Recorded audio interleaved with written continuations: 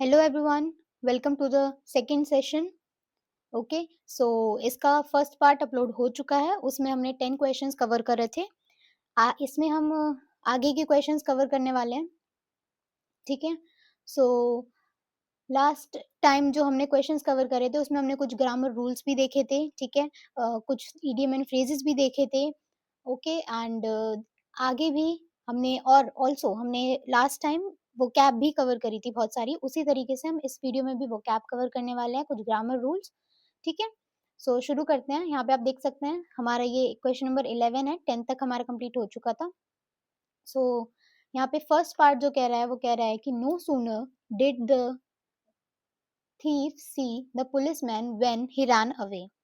सो यहाँ पे हमें बताना है कि इसमें से कौन से पार्ट में एरर है। ठीक है, सो अगर आप इसको ध्यान से देखेंगे तो इवन अगर आपका थोड़ा ग्रामर पोर्शन स्ट्रांग है तो आप देख सकते हैं कि जो ये पार्ट है नो सूनर, नो सूनर क्या है, हमारी कंपैरेटिव एक्सप्रेशन है।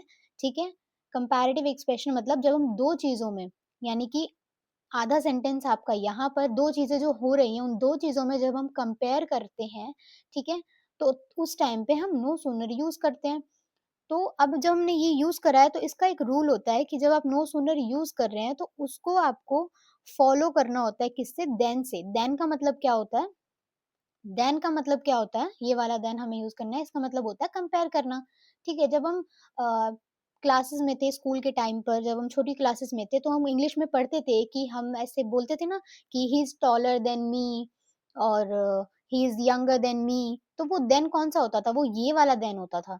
अब ये वाला देन जो है इसका मीनिंग कुछ और होता है। ये वाला देन हम कंपैरिजन के लिए यूज करते हैं, तो यहाँ पर भी हमें यही यूज करना है। कहाँ पर लगेगा अब ये देख लेते हैं। Now here, no sooner did the thief see the policeman when he ran away.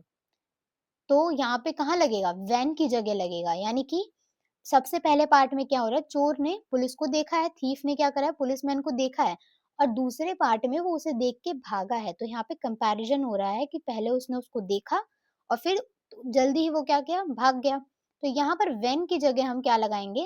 Then लगाएंगे। तो this is your correct answer. When की जगह क्या लगेगा? दैन लगेगा। ठीक है, नाउ सेकंड पार्ट देखो। Ram is anxious to see you for the last 1 week. अब आप देख सकते हो कि यहाँ पर जो है ये काम पास्ट में शुरू हुआ था। राम जो है पहले से थोड़ा एंशियस है, और ये कह रहा है, इससे हमें पढ़ के पता चल रहा है कि ये काम अभी चल रहा है, यानी कि राम पहले से एंशियस है और अब भी एंशियस ही है। मतलब ये पास्ट में शुरू हुआ था ये काम आपका, एंड स्टिल कॉन्टिन्यूअस है। ठीक है, तो इसका मतलब क्या है? ये तो क्या बना देता है इस चीज को? प्रेजेंट बना देता है, लेकिन ये काम पास्ट से चल रहा है। यहाँ कैसे पता चला हमको? यहाँ से पता चला। लास्ट 1 वीक मतलब पहले से चल रहा है ये काम। क्या कि राम पहले से एंशियस है, तो यहाँ पर वर्ब भी कैसी आनी चाहिए जो ये शो करे कि काम पास्ट से चल रहा है और अभी तक चलता आ रहा है। तो यहाँ पर क्या लगाएंगे आप? इस की जगह क्या लगाएंगे आप? Has been. ठीक है, हैज आपका शो करता है कि ये पास्ट है, बीन आपका शो कर देगा कि अभी भी कॉन्टिन्यूअस है, यानी कि पास्ट से चलता आ रहा है, एंड अभी भी ये कॉन्टिन्यूअस है। ठीक है, इतने ज़्यादा हार्ड नहीं है, you just have to pay attention कि गलती कहाँ है। वरना हम लोग क्या करते हैं, बेसिकली हम लोग ढूँढने लग जाते हैं कि कोई वर्ड गलत होगा, ठीक है, या कोई फॉर्म गलत होगी। आपको ये भी ग्रामर के जो रूल हैं, इनको भी आपको थोड़ा ध्यान में रखना होता है। टेंसेस मेन चीज़ है, वो भी आपको ध्यान में रखनी होती है। ओके, सो ये थर्ड क्वेश्चन देखते हैं, इसका third part. I asked my father if I can take his pen. अब यहाँ से हमें क्या पता चलता है? ये जो आस्क्ड है इससे हमें पता चलता है कि ये क्या है? पास्ट है, यानी कि ये काम हो चुका है, राइट? तो मैंने अपने पापा से पूछा क्या मैं उनका पेन ले सकती थी? कुछ ऐसा ही है ये, इसी का मतलब तो यही हुआ ना। तो अब देखो, जब ये चीज पास्ट में है और यहाँ पे और कोई वर्ब हमें ऐसे कुछ दिखाई नहीं दे रहा है, तो यहाँ पर क्या आएगा? अब कैन और टेक तो वो ठीक है, लेकिन जब पास्ट में है तो आप इसको तो चेंज नहीं कर सकते। आप किसको चेंज करोगे? इसको चेंज करोगे। क्यों? क्योंकि अब मैंने आपको बताया था, जब भी कोई स्पीच वाला क्वेश्चन होता है तो आपको हमेशा ध्यान रखना है कि आपको जो वर्ब्स आप यूज कर रहे हैं उसमें टेंस मेंटेन करना है। अब यहाँ पे तो टेंस पता चल रहा है पास्ट है, बट आगे आते आते ये क्या हुआ? प्रेजेंट हो गया। तो कैन की जगह आप क्या लगाएंगे? यहाँ पे कुड लगाएंगे। ठीक है, इससे क्या पता चलता है कि ये टेंस जो है हमारा पास्ट वाला ये मेंटेन्ड है। I asked my father if I could take his pen. Understand? कोई प्रॉब्लम तो नहीं है ना? ठीक है।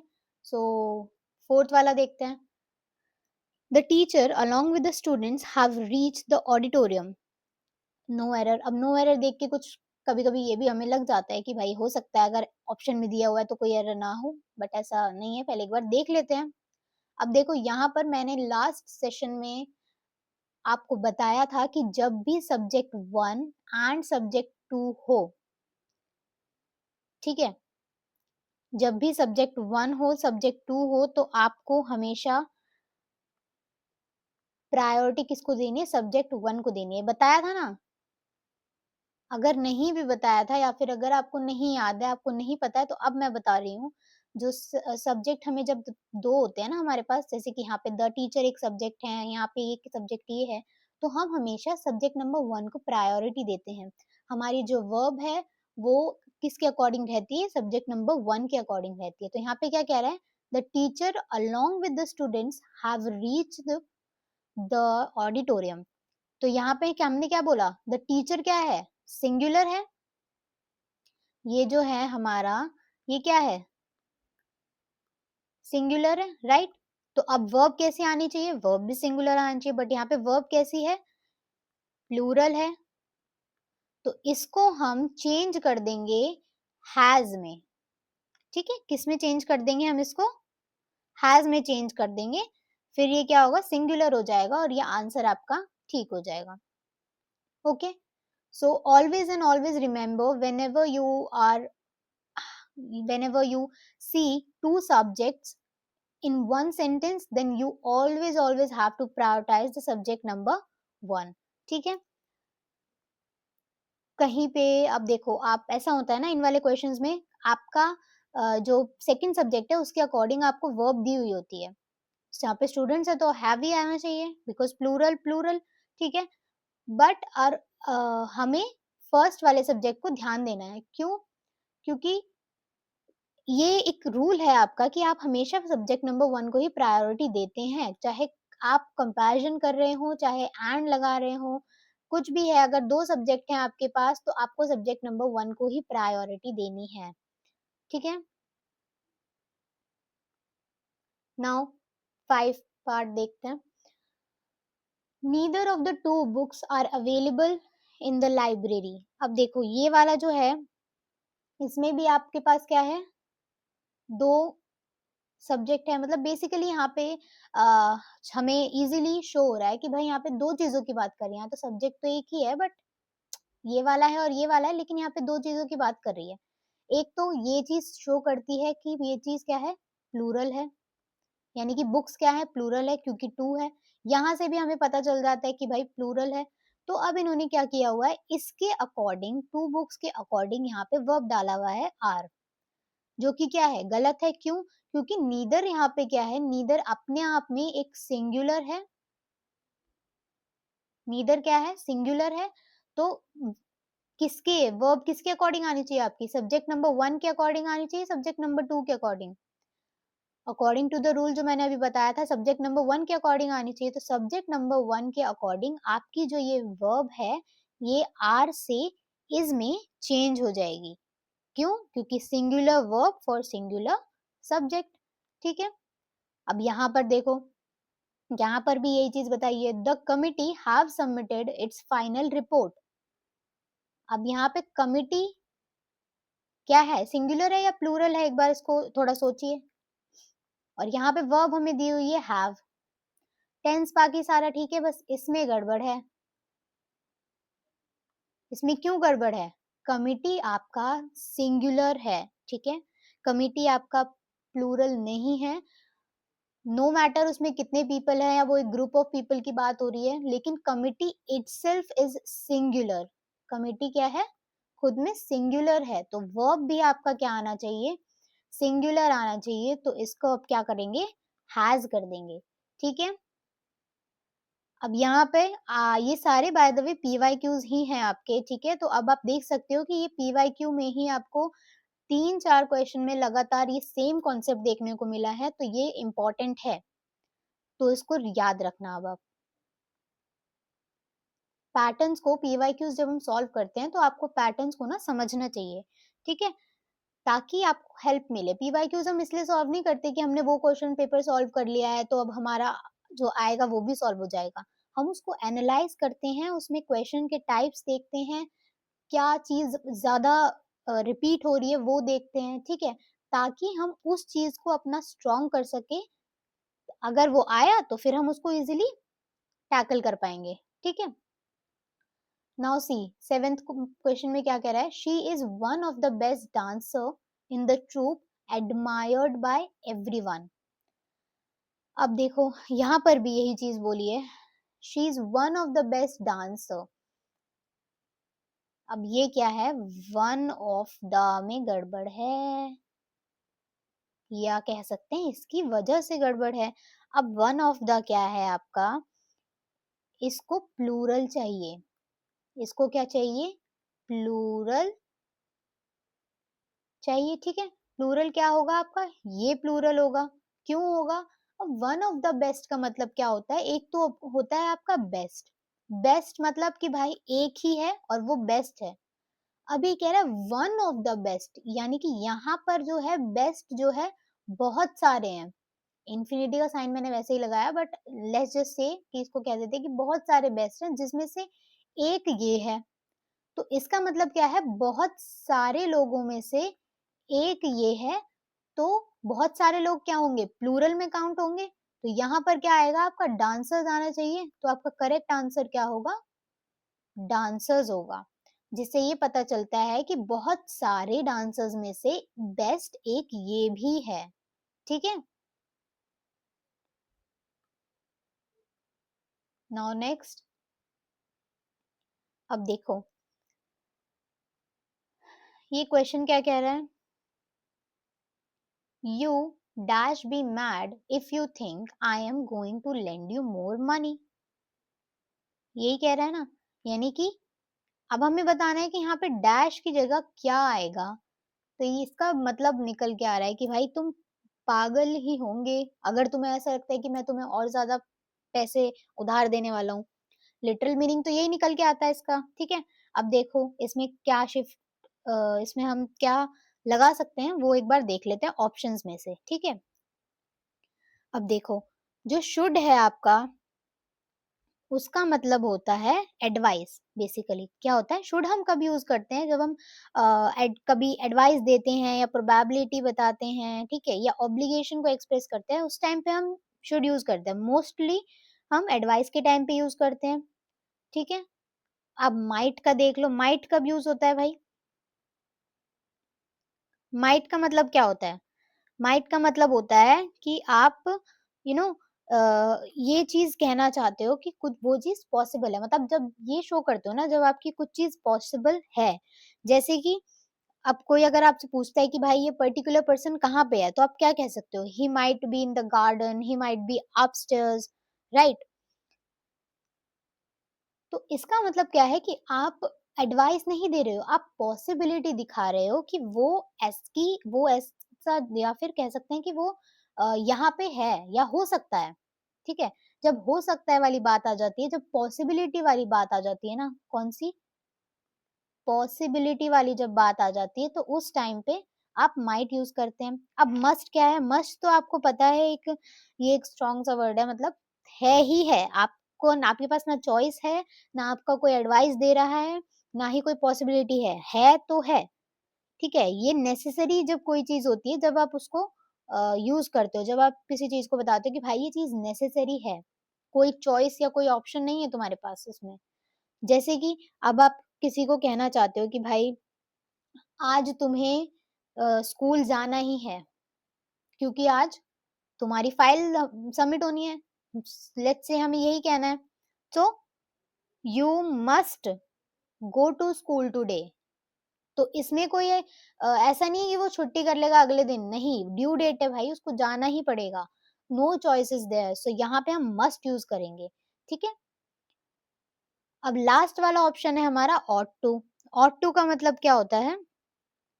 ऑट टू का मतलब होता है जब हम अपनी ड्यूटी को शो करते हैं ना, इंडिकेट करते हैं, तो उसको उसके टाइम पे हम ऑट टू यूज़ करते हैं। जैसे ड्यूटी हो गया है, कोई मोरल हो गया, ठीक है? या एक्सपेक्टेशन हो गई, जैसे कि हम कहते हैं ना यू ऑट टू अपोलोजाइज़, यानी कि तुम्हारी ड्यूटी है, तुम्हें माफ़ी माँगनी ही पड़ेगी। तुमने गलती की है तभी कोई ऐसा बोलेगा। अब जैसे एक मोरल आपको सिखाया जाता है छोटे बच्चों को कि भाई हमेशा जो ज़रूरतमंद है उनकी हमेशा हेल्प करनी चाहिए। तो आप क्या बोलेंगे? We ought to help the needy, यानी कि जिनको ज़रूरत है उनकी हेल्प हमें करनी चाहिए। तो ये हम कब यूज़ करते हैं? जब आप ड्यूटी या फिर मोरल की बात करते हैं तब यूज़ करते हैं। तो यहाँ पे कोई ड्यूटी या मोरल है? नहीं है। यहाँ पे कोई एडवाइस है? नहीं है। यहाँ कोई पॉसिबिलिटी दिखा रहे हैं? नहीं दिखा रहे हैं। तो यहाँ क्या होगा?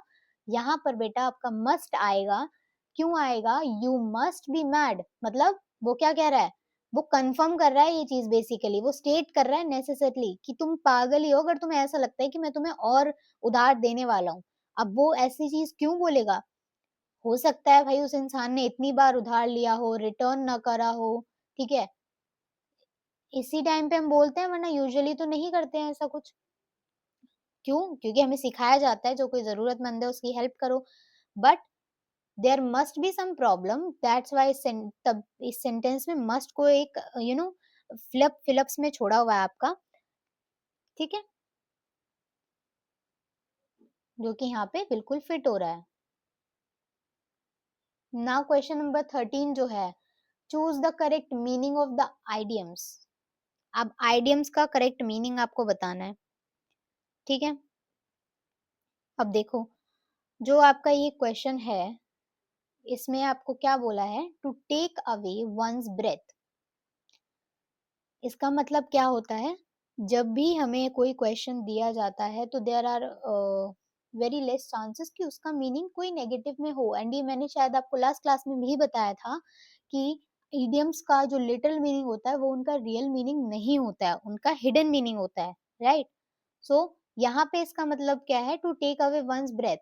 अब देखो ऑप्शंस अगर हम देखें तो if you don't know the answer you might think कि हाँ, कंफ्यूज हो जाओगे ना आप कि ये भी हो सकता है, इस ये लिटरल मीनिंग देखोगे अगर आप कि भाई सांस तो इससे भी जा सकती है, इससे भी कुछ भी हो सकता है। अब ये वाला तो नहीं ही होगा, बिकॉज इसका तो लिटरल मीनिंग से भी कोई रिलेशन नहीं है। लेकिन हमें लिटरल मीनिंग नहीं देखना है, इसका करेक्ट मीनिंग क्या है? पॉजिटिव हमेशा सोचो, तो इसका करेक्ट मीनिंग है ये, to surprise one, to take away once breath. हम बोलते हैं ना, जैसे किसी को हम अचानक से सरप्राइज कर देते हैं तो वो कहता है ना कि मेरी तो सांस ही अटक गई, ठीक है? यानी कि वो इतना शॉक हो गया था, इतना सरप्राइज हो गया था, ठीक है? सो हमेशा हमेशा सबसे पहले पॉजिटिव चीजों में ही सोचना। कंफ्यूजन के लिए आपको दिए जाते हैं, लिटरल मीनिंग पे नहीं जाना है आपको। अब देखो, a dead letter. A dead letter का क्या मतलब है? A forgotten letter, one that has not reached its destination, no longer in use, one of rejection। अब इसका मीनिंग क्या है? क्या इसका कौन सा वाला ऑप्शन सही होगा? अगर आपको नहीं पता है तो इसका ऑप्शन नंबर सी सही है। क्यों सही है? देखो, ये इसका मीनिंग है, बट इसका मीनिंग क्या हुआ कि नो लॉन्गर इन यूज का मतलब होता है, डेड लेटर का मतलब होता है एक ऐसा लॉ या फिर एक ऐसा एग्रीमेंट जो कि अब यूज नहीं होता, ठीक है? या फिर आप कह सकते हैं कि वो अपना इफेक्ट खो चुका है, अब कोई उसे मानता नहीं है, इवन इफ इट एग्जिस्ट, अब वो चलता नहीं है, अब कोई उसको मानता नहीं है। तो ऐसे हम लॉ को या एग्रीमेंट को डेड लेटर बोलते हैं। अब ये देखो, ही sold his house in the city since it was a real white elephant. वो व्हाइट एलिफेंट, पहली बात तो ये किस चीज को बोल रहा है? अपने हाउस को कह रहा है। तो वो क्या कह रहा है कि उसने अपना घर बेच दिया सिटी में। क्यों? क्योंकि वो क्या था? एक रियल व्हाइट एलिफेंट था। व्हाइट एलिफेंट का क्या मतलब होता है? व्हाइट एलिफेंट का मतलब होता है यूजलेस वन। यूजलेस क्यों? व्हाइट एलिफेंट अगर आप जानते हैं तो उनकी कॉस्ट बहुत ज्यादा होती है, एक्सपेंसिव होते हैं, ठीक है? उम, और उनका मेंटेनेंस जो है वो भी बहुत एक्सपेंसिव होता है, लेकिन अगर उनसे हमें कुछ यूज़ हो रहा है तो वो उतना नहीं है जितना आपका पैसा लग रहा है। मतलब बेसिकली अगर कहा जाए तो जितना पैसा आप एक व्हाइट एलिफेंट को पालने में या उसकी देखभाल में लगा रहे हैं ना, उतना आपको वो रिटर्न नहीं देगा। तो क्या हुआ वो बेसिकली? यूज़लेस ही हुआ ना। तो यहाँ पर इसलिए बोला गया है कि उसने अपना घर जो सिटी में बेच दिया है, क्यों? क्योंकि वो एक व्हाइट एलिफेंट थे, यानी कि वो उसको कुछ रिटर्न में नहीं दे रहा था। बदले में उससे ले ही रहा होगा, अब चाहे वो मेंटेनेंस हो या कोई ऐसी प्रॉब्लम हो जो बार-बार उसमें आ रही है और उसे पैसा लगाना पड़ रहा है, तो उसके लिए वो क्या है, एक यूज़लेस वन है या व्हाइट एलिफेंट है, ठीक है? तो इसलिए उसने क्या करा, उसको बेच दिया। Now he is not worth his salt if he fails at this juncture. अब जंक्चर का मतलब क्या होता है? अ पॉइंट ऑफ टाइम, मतलब उस पर्टिकुलर टाइम पे अगर कोई गड़बड़ हो जाती है, तो क्या होता है, he is not worth his salt. Worth his salt का मतलब क्या होता है? Quite worthless. क्वाइट वर्थलेस यानी कि वो किसी काम का नहीं है, वो कोई अच्छा नहीं कर सकता या कोई इफ़ेक्ट हमारे लिए कोई इफ़ेक्टिव नहीं है। अगर वो अपनी जॉब सही से नहीं करता, अगर वो इस पॉइंट ऑफ टाइम पे फेल हो जाता है तो। जंक्चर मीन्स वो that particular point of time. ये इडियम्स हैं, आपको याद करने पड़ेंगे, इसमें अंडरस्टैंडिंग जैसा कुछ नहीं होता है, बट हाँ, as long as you revise them, ठीक है? जितनी बार आप रिपीट करेंगे इडियम्स एंड फ्रेजेस को, सिनोनिम, एंटोनिम्स को एंड जो आपकी वोकैब होती है, तभी वो आपको याद रहेगी, क्योंकि इसमें कोई थ्योरी या फिर कुछ ऐसा स्टोरी तो नहीं है जो आप समझ सको और आपको याद रहे। You have to learn that, ठीक है? नाउ नेक्स्ट क्वेश्चन देखो, he broke off in the middle of his story. अपनी स्टोरी के बीच में ही ब्रोक ऑफ। अब ब्रोक ऑफ का मतलब हमें बताना है क्या हो सकता है। ब्रोक ऑफ का मतलब क्या होता है? ब्रोक ऑफ का मतलब होता है स्टॉप्ड सडनली। अब यहाँ पर आपने मे बी कहीं पढ़ा हो कि ब्रोक का मतलब क्राइंग भी होता है, ठीक है? तो नहीं, ये ईडियम है, हमें ईडियम पूछा है, तो यहाँ पर क्राइंग नहीं आएगा। यहाँ पर क्या आएगा? ये वाला ऑप्शन आएगा, स्टॉप सडनली, यानी कि वो अपनी स्टोरी के बीच में एकदम से रुक गया, ठीक है? ये होता है इसका मीनिंग। नाउ क्वेश्चन नंबर 14 देखिए, eating sweets dash be bad for your health. अब देखो, यहाँ पर क्या बोल रहा है ये? एक एडवाइस है, क्या है ये? ये एक एडवाइस है या फिर ये एक ड्यूटी है? ये क्या है और यहाँ पर क्या आना चाहिए, ये आप एक बार सोचिए।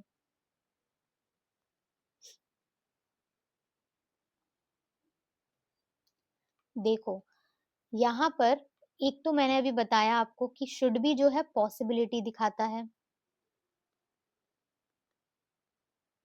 शुड जो है पर्टिकुलरली पॉसिबिलिटी दिखाता है।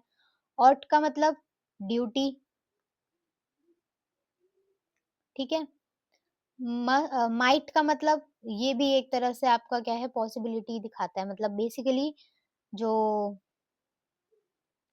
आपका जो वो था ना, मैंने भी बताया था ना, he might be upstairs, he might be in the garden. जो पॉसिबिलिटी है, जो हो सकता है, जो पॉसिबल हो सकता है, वो चीज़ ये दिखाता है, ठीक है? अब मे बी क्या है? मे बी एक वर्ब फ्रेज़ है, जो ये भी क्या करता है, एक पॉसिबिलिटी दिखाता है, ठीक है? तो मे बी क्या होता है आपका, परहैप्स, पॉसिबल या फिर येस और नो वाली चीज़ों में आता है, ठीक है? अब ये कैसे काम करेगा आपका? वर्ब को ये मॉडिफाई करता है, ठीक है? मे बी जो है, अब यहाँ पे जब आप देखते हैं तो यहाँ पे इसका कहने का क्या मतलब है कि स्वीट्स खाना जो है तुम्हारी हेल्थ के लिए बैड हो सकता है, ठीक है? तो यानी कि ये क्या कर रहा है बेसिकली, ये एक पॉसिबिलिटी दिखा रहा है, स्वीट्स खाने से उसके दाँत खराब होंगे, ये क्या है, एक पॉसिबिलिटी तो दिखा रहा है ये, कि भाई ऐसा हो सकता है। तो यहाँ पर आप क्या लगाएँगे, मेबी लगाएँगे। क्यों? क्योंकि आपका ये क्वेश्चन क्या कर रहा है, एक पॉसिबिलिटी दिखा रहा है, एक पॉसिबिलिटी को इंडिकेट कर रहा है, जबकि शुड बी और ऑट टू ये कुछ ज़्यादा ही इस सेंटेंस के लिए बहुत ज़्यादा क्या है, स्ट्रॉन्ग हो जाएगा। एक तो ये होता है शुड बी, ये तो हो जाएगा आपका, एक पॉसिबिलिटी भी हो जाएगा, advice,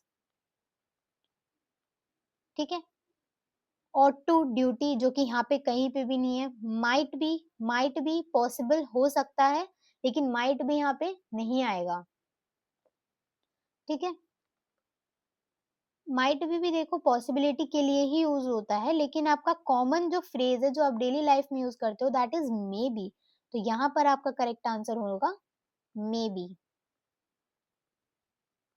now next question, he was frightened to be killed for that of being killed या फिर टू बीइंग किल्ड, क्या आना चाहिए यहाँ पे? He was frightened to be killed for death, अब देखो फॉर डेथ तो बिल्कुल गलत है, फॉर डेथ तो नहीं आएगा, टू बीइंग किल्ड ये भी गलत है, ये भी नहीं आएगा। अब क्या आना चाहिए? He was frightened to be killed या फिर ऑफ बीइंग किल्ड, क्या आना चाहिए? देखो यहाँ पर जो आपकी जो ये वर्ड है फ्राइटेंड, ये टिपिकली फॉलो होता है ऑफ से, यानी कि फ्राइटेंड के बाद जो है आपका ऑफ प्रपोजिशन आना चाहिए, जो कि डिस्क्राइब करता है किसको? फियर को या फिर आपका कॉज। तो जब आप फ्राइटेंड के बाद ऑफ लगाते हैं तो वो फियर को या फिर कॉज को डिस्क्राइब करता है, इसलिए आपका करेक्ट आंसर क्या होगा? Of being killed. He was frightened of being killed, वो डरा हुआ था किस चीज से? मारे जाने से डरा हुआ था, ठीक है। Now question number 16, the situation paralysed and continued, continued paralysed ये तो नहीं होगा, कंटिन्यूड टू पैरालाइज्ड ये भी नहीं होगा, ग्रामेटिकली गलत है आपका, ये भी गलत है। इसमें सही क्या ऑप्शन है आपका? ये वाला ऑप्शन सही है। क्यों? क्योंकि जो सिचुएशन है वो चल भी रही है, मतलब अभी ऑनगोइंग है सिचुएशन, लेकिन जो उसमें इफेक्ट है वो पैरालाइजिंग इफेक्ट है। पैरालाइजिंग मतलब सिचुएशन ऐसी अभी भी है बट अटकी हुई है, हम ये मान सकते हैं, ठीक है। फ्रीज है ये मान सकते हैं। तो पैरालाइज का मतलब है रुकना, पैरालाइज का मतलब ये होता है ना जब मूवमेंट्स रुक जाती हैं आपकी। तो सिचुएशन है अभी भी बट अटकी हुई है, ठीक है, फ्रीज है या फिर पैरालाइज्ड है, ये भी आप कह सकते हो। तो ये होगा इसका करेक्ट आंसर, ठीक है। जो हमें क्या बताता है कि ये जो है आपकी सिचुएशन चल भी रही है और पैरालाइज्ड भी है, अटकी हुई भी है, अटकी हुई भी है और चल भी रही, कंटिन्यू भी है आपकी सिचुएशन बेसिकली, ठीक है। Now question number 17, nobody could stop them, so was the enthusiasm, as was the enthusiasm, such was the enthusiasm, as such was the enthusiasm that। अब देखो यहाँ पर हमें बताना है कि यहाँ पे क्या आएगा, तो इतने पार्ट का मतलब, इतने पार्ट का मतलब क्या है? nobody could stop them, कोई उन्हें रोक नहीं पाया। तो यहाँ पर क्या होगा? अब यहाँ पे हमें सब में दिख रहा है एंथुजियाज्म की बात हो रही है, यानी कि यहाँ पे एंथुजियाज्म की बात हो रही है। सो एंथुजियाज्म हम क्या कहेंगे? एंथुजियाज्म कुछ इस प्रकार था या फिर कुछ ऐसा था कि कोई उन्हें रोक ही नहीं पाया। तो इसमें से सही क्या क्या होगा? As was the no, so was the enthusiasm no, सच आ सकता है। अब इन दोनों में से भी कौन सा सही है ये आप बताएं।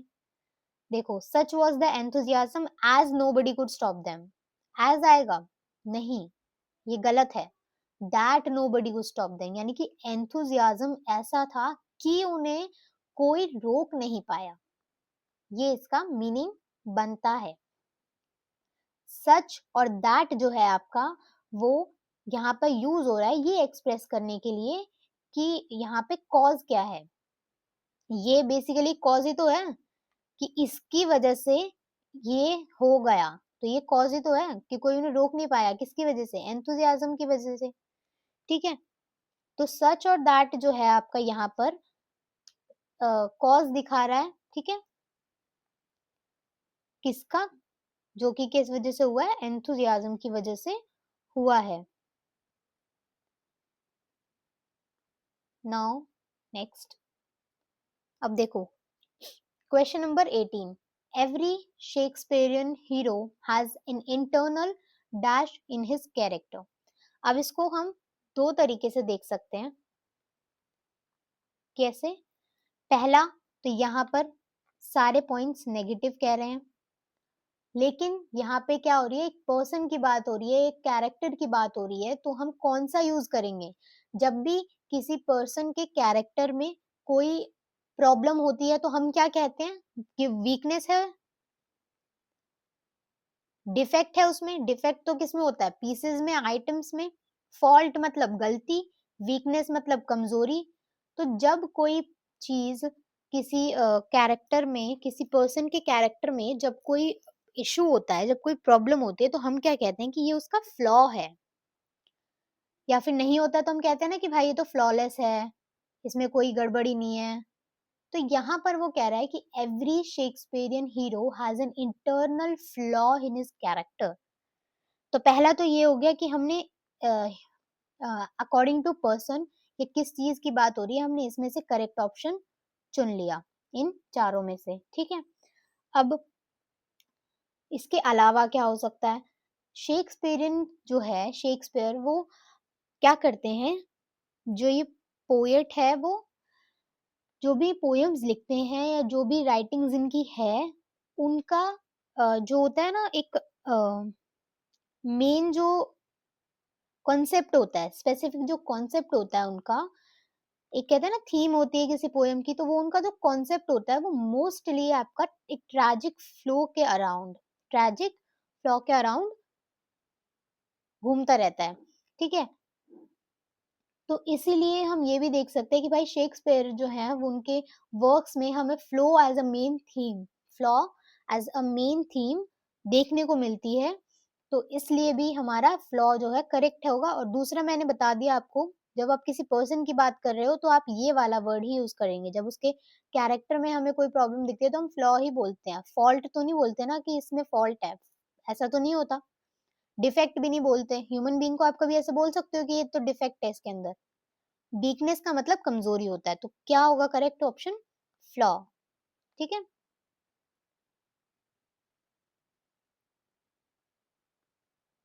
Now question number 19।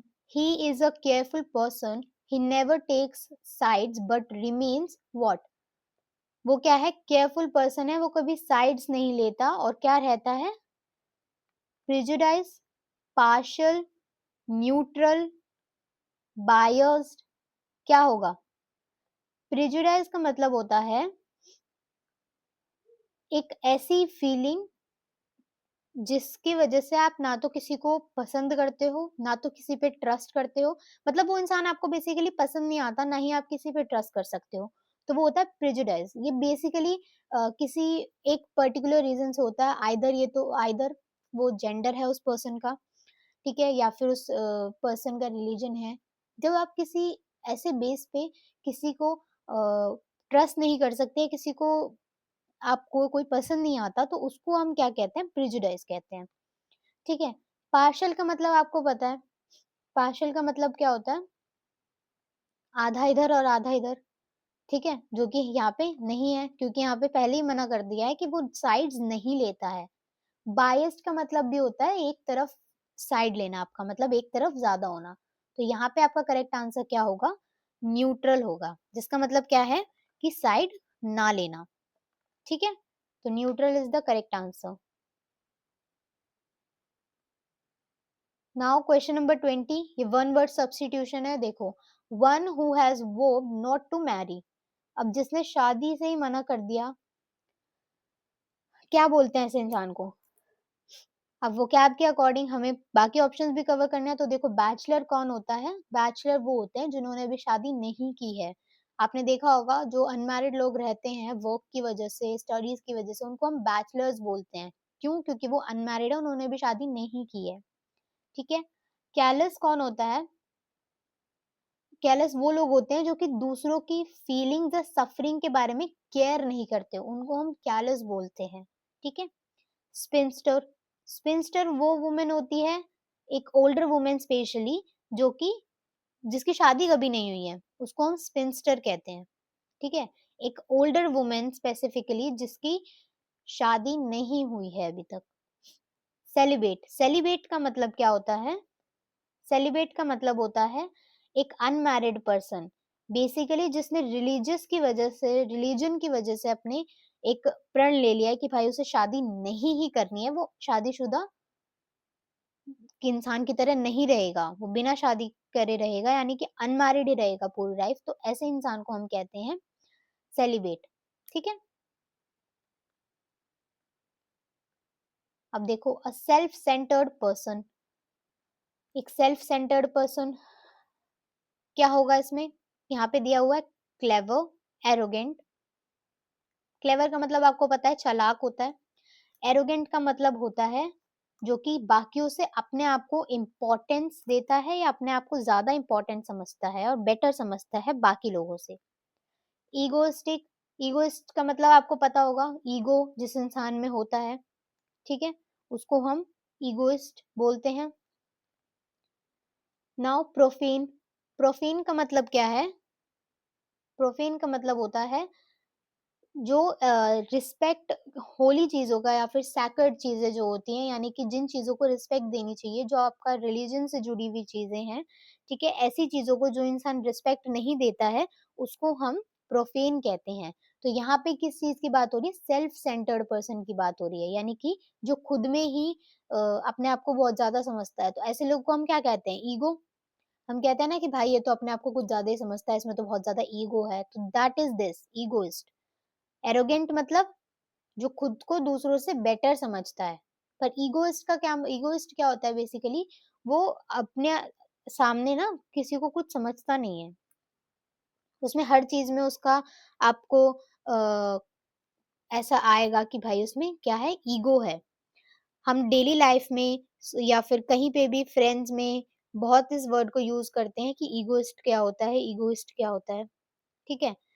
तो हम कहते हैं कि बंदा बहुत ज़्यादा ईगोइस्टिक है, उसको खुद की इम्पोर्टेंस का पता है, खुद की नीड्स का पता है, अपने एडवांटेजेस का पता है, ठीक है? उसमें एम्पैथी नहीं है, या फिर कहते हैं ना कि वैलिडेशन अ, सीक करता है वो, या बेसिकली ऐसा इंसान जिसको दूसरों से फ़र्क नहीं पड़ता, जो सेल्फ सेंटर्ड है, खुद में ही बहुत ज़्यादा भरा हुआ है, ठीक है? ऐसे इंसान को हम ईगोइस्ट कहते हैं, self centred person. To mediate between two parties in a dispute. अब आपको पता है जब कोई भी ऐसा सिचुएशन होता है या आर्ग्यूमेंट होता है, तो दो लोगों में, यहाँ पे देखो ये कह रहा है डिस्प्यूट की बात हो रही है, जब दो पार्टीज में डिस्प्यूट होता है तो उनके बीच में मेडिएट यानी कि उनके बीच में बातचीत कराने वाला एक इंसान होता है, ठीक है? तो उस इंसान को हम क्या कहते हैं, ये हमें बताना है। इंटरफेयर का मतलब तो होता है, देखो इंटरफेयर का बेटा मतलब होता है बीच में टांग अड़ाना, दैट इज इंटरफेयर, ठीक है? इंटरसीड, इंटरसीड का मतलब होता है आर्ग्यूमेंट या डिसएग्रीमेंट को सेटल करवाना, दो लोगों के बीच में आर्ग्यूमेंट या डिसएग्रीमेंट को सेटल करवाना। ये इसका क्या मतलब होता है? इंटरसीड का मतलब। इंटरैक्ट मतलब इंटरैक्ट करना है, डायलॉग इज आउट ऑफ। तो यहाँ पर बी इसका करेक्ट आंसर होगा, क्योंकि वो टांग नहीं अड़ा रहा है, वो दो लोगों के बीच में जो डिस्प्यूट है उसको सॉल्व करवा रहा है, ठीक है? Now fourth, a man who hates marriage. अब यहाँ पे पूछ रहा है कि एक ऐसा इंसान जिसको शादी नहीं पसंद, क्या कहेंगे भाई ऐसे इंसान को हम? देखो पहला है आपका विडोवर, देखो पहले से शुरू करते हैं। पहला है आपका बायगॉट। बायगॉट का मतलब होता है एक ऐसा पर्सन जिसके पास बहुत ही ज्यादा स्ट्रॉन्ग या अनरीजनेबल बिलीव या ओपिनियन है, कि वो दूसरे के ओपिनियन को एक्सेप्ट ही नहीं करेगा, ठीक है? तो ऐसे इंसान को हम बायगॉट कहते हैं। अब विडोवर, विडोवर क्या है? विडोवर एक मैन है जिसकी वाइफ की डेथ हो चुकी है और वो दोबारा शादी नहीं कर रहा है। तो विडो का मतलब आपको पता होगा, विधवा को कहते हैं, यानी कि वो फीमेल, वो वुमेन जिनके हस्बैंड की डेथ हो गई है, तो उनको हम विडो कहते हैं। बट यहाँ पे विडोवर है, विडोवर का मतलब एक मैन जिसकी वाइफ की डेथ हो गई है और वो दोबारा शादी नहीं कर रहा है, ठीक है? मीजोगैमिस्ट, मीज़ोगैमिस्ट का मतलब होता है एक पर्सन जो कि मैरिज को अपोज करता है, हेट करता है और अवॉइड करता है। तो अब हमें यहाँ पे पता चल गया कि हमारा करेक्ट आंसर क्या है, मीज़ोगैमिस्ट है, ठीक है? तो ये भी देख लेते हैं पॉलीगैमिस्ट का मतलब क्या होता है, वो कैब हमारी अच्छी रहेगी, ठीक है? पॉलीगैमिस्ट का मतलब होता है एक ऐसा पर्सन जिसके पास एक से ज़्यादा वाइफ है या एक से ज़्यादा हस्बैंड है एक पर्टिकुलर टाइम पे। मतलब सेम टाइम पर जिस पर्सन के पास जिस पर्सन के पास 1 प्लस हस्बैंड्स हैं, ठीक है? और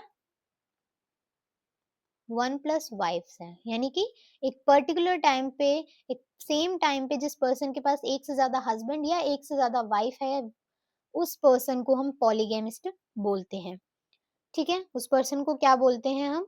पॉलीगैमिस्ट बोलते हैं। सो इस सेशन को यहीं पे खत्म करते हैं। आज के वीडियो में भी हमने 10 क्वेश्चंस हमने कवर करे हैं, राइट? यहाँ से हम नेक्स्ट क्लास में शुरू करेंगे। तो आज जो हमने क्वेश्चंस कवर करे हैं उसमें ये हमारे वन वर्ड सब्स्टिट्यूशन आ जाते हैं, ठीक है? हमारे फिलअप्स आ जाते हैं और कुछ ग्रामर के रूल्स हैं। आप इसमें से आपका जो मेन रूल है, इडियम एंड फ्रेजेस भी हमने कवर करे हैं। ये वाले रूल जो याद रखना, मेक श्योर ये सब्जेक्ट 1 एंड सब्जेक्ट 2 वाला जो रूल है इसको याद रखना, क्योंकि यहाँ पे आप देखो पार्ट 1 देखो, ये मैं काउंट कर देती हूँ, ये पूरे आपके एमसीक्यूज हैं, ठीक है? जितना भी मैं आपको वीडियोस में कवर करा रही हूँ सारे एमसीक्यूज है। तो देखो यहाँ पे एक तो क्वेश्चन ये वाला हो गया, एक यहाँ पर भी वही कॉन्सेप्ट है, यहाँ पर भी वही कॉन्सेप्ट है, 3 क्वेश्चन हो गए।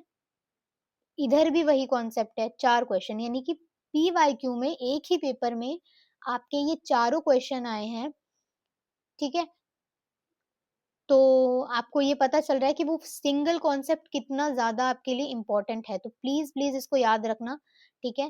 कि ये कॉन्सेप्ट कितना इम्पोर्टेंट है, ये वाला रूल आप ग्रामर का मत भूलना, ओके? तो आज की वीडियो को यहीं पे खत्म करते हैं। कोई भी अगर कुछ भी आपको डाउट है, कोई ऐसा क्वेश्चन है जो समझ में नहीं आ रहा है या कोई ऐसा वर्ड है जिसका मीनिंग आपको समझ में नहीं आ रहा है, तो वो नीचे कमेंट में लिख देना।